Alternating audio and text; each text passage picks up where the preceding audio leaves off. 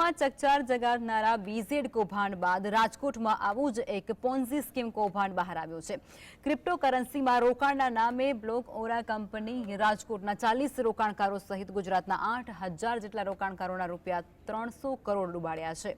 આ મામલે ભોગ બનનાર રાજકોટના વેપારી સહિતના રોકાણકારોએ પોલીસ કમિશનર સમક્ષ આ મામલે બ્લોક ઓરા કંપનીના ફાઉન્ડર, મેનેજર, ભાગીદાર તથા સૌરાષ્ટ્રના માર્કેટિંગ અને ગુજરાતના હેડ સામે ગુનો નોંધવાની માંગ સાથે રજૂઆત કરી છે।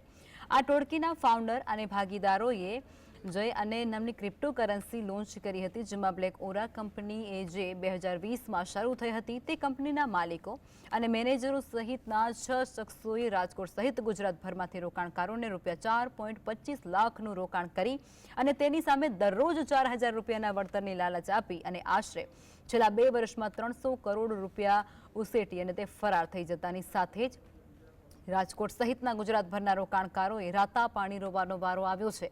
મોહસિનભાઈ, રસીદભાઈ મુલતાણી સહિતના રાજકોટના રોકાણકારોએ પોલીસ કમિશનર સમક્ષ રૂબરૂ મળી અને આ અંગે રજૂઆત કરી।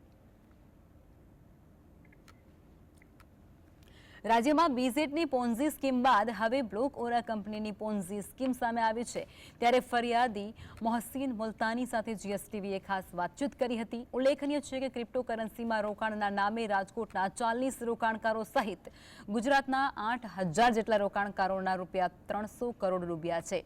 આ મામલે ભોગ બનનાર રાજકોટના વેપારી સહિતના રોકાણકારોએ પોલીસ કમિશનર સમક્ષ આ મામલે આ કંપનીના ફાઉન્ડર, મેનેજર, ભાગીદાર તથા સૌરાષ્ટ્રના માર્કેટિંગ અને ગુજરાતના હેડ સામે ગુનો નોંધવાની માંગ સાથે રજૂઆત કરી છે।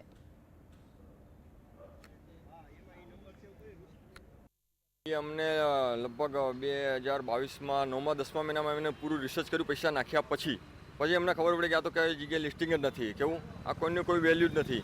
પણ એ લોકો એવું કહેતા હતા કે 61 વાળા $300 પછી વેચો, તમે અત્યારે વેચવા જ દેતા નહોતા। અત્યારે અમને લોકોએ વિડ્રોલમાં આપી દીધા હતા અમે લોકોને 2022માં 7મા 8મા મહિનામાં।